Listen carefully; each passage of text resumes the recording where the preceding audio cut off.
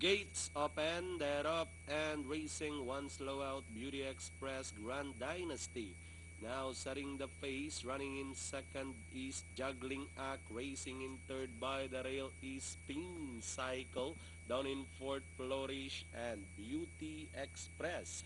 Heading towards the last 900, two runners are fighting it out for the lead. Grand Dynasty on the outside, running by the rail Spin Cycle. Joining them is the favorite Juggling Act past the half mile and working to the final 600 with Grand Dynasty still leading the field. Juggling Act moving upon the outside, throwing a challenge, and now catching the lead still with tight range.